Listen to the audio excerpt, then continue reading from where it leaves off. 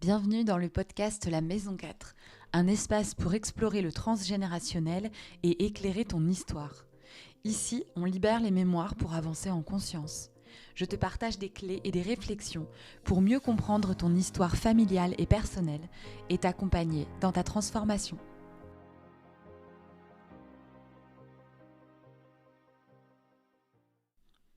Bonjour et bienvenue dans ce nouvel épisode du podcast La Maison 4.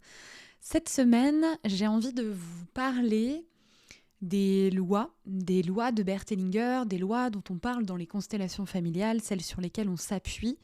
Donc de revenir un petit peu sur ces lois, vous avez plusieurs épisodes du podcast qui parlent de ces lois particulièrement et qui vous permettront, si vous ne les connaissez pas, de les découvrir plus en profondeur. Et dans cet épisode particulièrement, mon intention, c'est de revenir sur ces différentes lois et de voir comment concrètement un déséquilibre dans une de ces lois peut se manifester au quotidien. C'est-à-dire que le principe des lois de Bert Hellinger, c'est pas simplement pour faire joli dans notre système familial. C'est de pouvoir s'appuyer sur ces lois-là pour observer ce qui peut dysfonctionner dans notre vie de tous les jours et on part du principe en fait qu'un dysfonctionnement dans n'importe quel domaine que ce soit de notre vie a un lien avec ces lois-là et avec du coup un dysfonctionnement racine qui puise son origine dans notre système familial. Donc quand on vient observer un déséquilibre dans un domaine quel qu'il soit, que ce soit le domaine professionnel, le domaine sentimental ou autre, on peut revenir à ces lois-là au niveau de notre système familial et voir où est-ce qu'il y a un déséquilibre potentiel et donc notre attention à poser à cet endroit-là. Donc on va commencer par ce qu'on appelle la loi de l'équilibre. Cette loi de l'équilibre, elle nous parle d'un équilibre entre donner et recevoir dont on a besoin au quotidien. Il y a un équilibre dans la sphère professionnelle. Lorsque je travaille, j'ai une activité, qu'elle soit salariée ou autre, je donne de mon temps, je donne de mes conséquences et en retour, je reçois une compensation, un salaire. Si j'achète des pommes sur le marché, en contrepartie de ces pommes, je vais les payer ou je vais donner autre chose, je vais faire du troc, peu importe, mais il va y avoir un échange. Et donc, cette loi de l'équilibre, elle nous parle aussi de l'équilibre dans les relations saines. Donc, on va avoir besoin d'un équilibre dans toutes nos relations. Au sens du système familial, il y a une seule relation qui est déséquilibrée et qui le reste toute la vie, c'est la relation entre les parents et les enfants, puisque les parents vont donner la vie et les enfants vont recevoir cette vie. Et donc, cette loi, elle nous dit aussi qu'en tant qu'enfants, nous ne sommes pas redevables de la vie que nous ont donnée nos parents, même si on veut aller plus loin, qu'on ne doit rien à nos parents si ce n'est le fait de nous avoir donné la vie. Et pour ça, on peut les remercier simplement. Mais on n'a pas à compenser pour cette vie, on n'a pas à prendre soin d'eux au point de se sacrifier pour les remercier de cette vie-là. Ils nous l'ont donnée, on l'a reçue et c'est ce qui est naturel et normal dans un système familial. Si par contre, je me sens redevable justement à mes parents de m'avoir donné la vie, par exemple, peut-être parce que c'est ce qu'on m'a dit, peut-être que j'ai entendu de mes parents et peut-être des générations précédentes qu'avec la vie qu'ils m'avaient donnée, je leur devais bien quelque chose, peut-être que c'est quelque chose, une croyance qui est ancrée, dans mon système familial, que la génération la plus jeune doit prendre soin des générations précédentes. Peut-être que j'ai vu ça toute ma vie, j'ai peut-être vu mes parents se sacrifier pour s'occuper de leurs propres parents qui étaient malades ou autres. Peut-être qu'il y a des oncles, des tantes qui n'ont pas fait leur vie parce qu'ils ont passé leur vie avec leurs parents. Et donc j'ai cet exemple-là, donc pour moi c'est quelque chose de naturel. Je me sens redevable, je dois prendre soin de mes parents.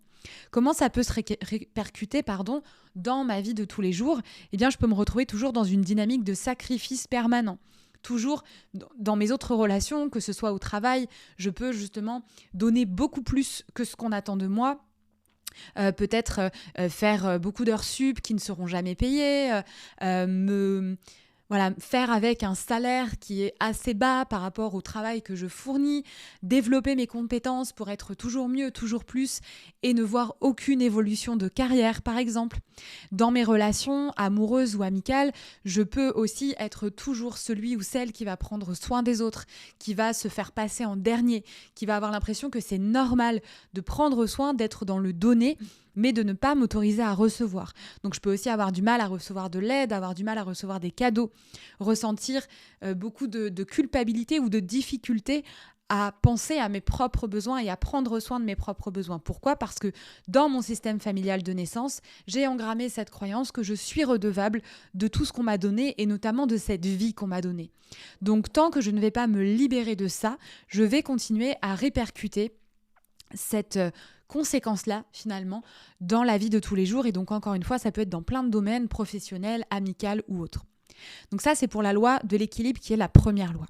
La deuxième, c'est celle de la trahison du clan. Très rapidement, c'est une loi qui nous dit que pour grandir, j'ai besoin de prendre ma place d'adulte et donc je vais laisser mes ancêtres, mes parents, mes grands-parents, etc., à leur propre destin et respecter et honorer ce destin. Ça veut dire quoi ? Ça veut dire qu'à la fois, je ne suis pas dans une dynamique de sauver mon système familial, de sauver mes parents, de sauver ma grand-mère ou peu importe.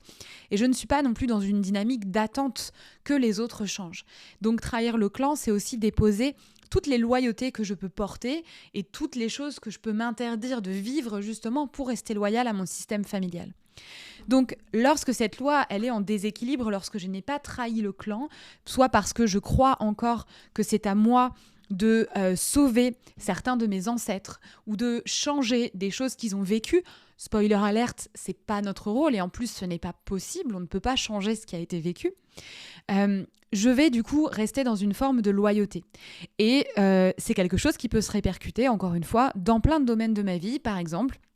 Dans mes relations amoureuses, si il y a de la douleur et des échecs amoureux dans ma lignée, dans les histoires de mes parents, de mes grands-parents, etc., je peux aussi m'interdire d'être heureuse moi-même en couple et porter cette loyauté-là, rester loyale au clan, saboter mes relations amoureuses sans comprendre pourquoi, ressentir une peur de l'engagement, comme si je devais être loyale à la souffrance des générations précédentes et ne pas moi-même m'autoriser à vivre autre chose.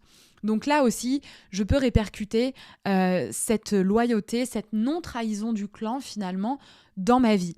Au niveau professionnel, je peux aussi avoir envie peut-être de réussir, de développer ma propre entreprise, mais si je suis loyale à un ancêtre qui a connu un échec professionnel ou autre, eh bien, je peux moi aussi m'interdire peut-être de voir plus grand, m'interdire la réussite et rester bloquée dans des schémas, encore une fois, de répétition et peut-être même d'échec.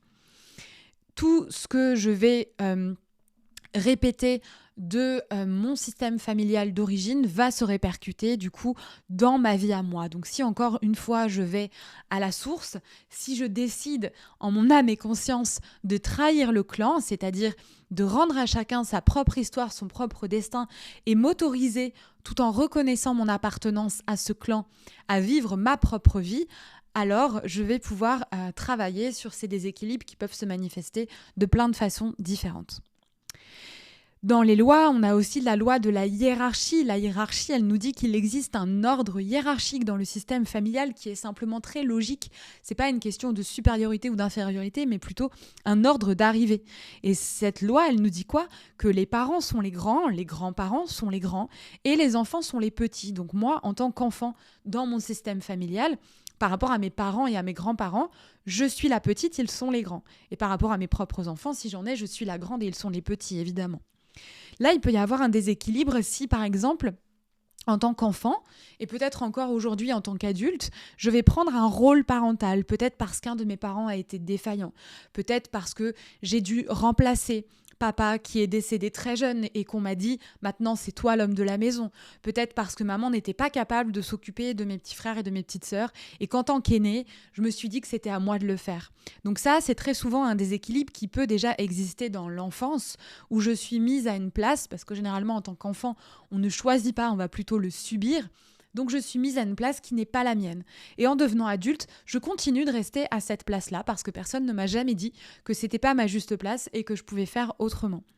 Donc à l'âge adulte, qu'est-ce qui peut se passer ? Je peux attirer des partenaires ou des amis qui ont besoin d'être sauvés. Je peux me retrouver dans des relations déséquilibrées dans lesquelles je vais tout porter sur mes épaules au détriment de mes besoins. Peut-être que dans le domaine professionnel, je vais être secrétaire, mais en fait, je vais faire tout le travail de mon chef ou de ma chef, parce que là aussi, il va y avoir un déséquilibre des places. Et que naturellement, en fait, sans même m'en rendre compte, je vais me retrouver constamment à cette place-là parce que c'est celle que je connais. C'est celle d'être la grande, alors que je suis la petite et que ce n'est pas mon rôle. Et puis la dernière loi qui est aussi en lien avec celle-là, c'est celle de la place, justement, de chacun a une place dans le système familial et chacun, voilà, a une place qui est particulière en fait, en fonction aussi de son rang dans la fratrie, de ce qu'on vient travailler, etc. Et donc, si je ne suis pas à ma place dans mon système familial, si je ne suis pas à ma bonne place, peut-être par exemple parce qu'on m'a toujours dit que j'étais l'aînée, alors qu'en fait, il y avait eu un enfant avant moi et qu'on ne me l'a jamais dit, et donc finalement je suis la deuxième, eh bien je peux avoir aussi le sentiment de ne pas être à ma place dans mon travail et dans mes relations. Par exemple, un exemple très frappant que j'ai d'une personne que j'ai accompagnée il n'y a pas très longtemps, c'est une personne qui me dit « j'ai toujours l'impression d'être la remplaçante. Quand je vais dans un nouveau travail, généralement c'est parce qu'il y a quelqu'un qui est parti et donc je remplace la personne qui est partie. » Eh bien, cette personne venait après un avortement dans sa fratrie et donc effectivement, elle n'était pas la première, elle était la deuxième et elle a grandi avec cette croyance engrammée qu'elle était la remplaçante, qu'elle était là peut-être pour remplacer le premier enfant. Et donc, dans sa vie de tous les jours et dans ses relations, elle a repris cette place-là et la vie lui a envoyé effectivement la confirmation de cette croyance, puisque la vie nous envoie des possibilités de prendre conscience de ce qui dysfonctionne et de guérir ce qui dysfonctionne. Mais pour ça, il faut qu'on soit prêt à le voir. Et tant qu'on n'est pas prêt à le voir, on va simplement répéter des schémas jusqu'à ce qu'on soit en capacité de le voir, de faire autrement et de, en l'occurrence dans cet exemple, de reprendre notre juste place dans notre système familial afin de prendre notre juste place dans notre vie. Il y a cette citation de Lise Bourbeau que j'ai envie de partager pour clôturer, pour terminer cet épisode. Une citation que j'ai évoquée lors du dernier atelier du voyage Memoria. Memoria qui est un voyage en 12 ateliers, 12 étapes en lien avec le transgénérationnel. Et donc au mois de mars, donc dans le dernier atelier, on a parlé des blessures transgénérationnelles. Et cette citation de Lise Bourbeau, que vous connaissez sans doute puisqu'elle a écrit sur les 5 blessures de l'âme, elle nous dit « Nous avons tous la même mission en venant sur cette planète, celle de vivre des expériences jusqu'à ce que nous arrivions à les accepter et à nous aimer à travers elles. Tant qu'une expérience est vécue dans la non-acceptation, c'est-à-dire dans le jugement, dans la culpabilité, dans la peur, dans le rejet ou toute autre forme de non-acceptation, l'humain s'attire les circonstances et les personnes qui lui font revivre cette expérience. Et c'est exactement ce qui se passe lorsque il y a une expérience qui n'est pas accepter une de ces lois qui n'est pas à l'équilibre dans le système familial, eh bien, on va revivre dans les différents domaines de notre vie, dans notre quotidien, on va revivre des circonstances, on va revivre des expériences, on va attirer des personnes qui nous font revivre ce déséquilibre-là, non pas pour nous punir ou pour nous embêter, mais pour qu'on puisse poser de la conscience sur ce déséquilibre, revenir à la racine, revenir à la source de ce déséquilibre au sein de notre système familial et ramener ce système familial à l'équilibre pour nous et pour enfin être à notre juste place dans tous les domaines de notre vie. Voilà ce que j'avais envie de vous partager pour cet épisode. Pour le compléter, je vous invite, si ce n'est pas déjà fait, à écouter les épisodes précédents dans lesquels je parle des 4 lois du système familial. Ça vous donnera peut-être un peu plus de matière pour comprendre les enjeux de chacune de ces lois. Ces lois, je me base vraiment dessus lors des constellations, donc que ce soit dans les journées constellations que je propose, les immersions et les retraites. Je les rappelle constamment au début de ces espaces parce que je trouve ça vraiment intéressant de pouvoir prendre un peu de recul et se demander où on en est dans chacune de ces lois. Et très souvent, c'est ce qui va aider à mettre le doigt sur ce qui a besoin d'être vu, sur ce qui a besoin d'être mis en lumière, sur ce qui a besoin d'être guéri au sein de notre système familial. N'hésitez pas à revenir vers moi si vous avez envie de me partager comment cet épisode a résonné pour vous. Et je vous dis à la semaine prochaine pour un nouvel épisode. Merci de votre écoute.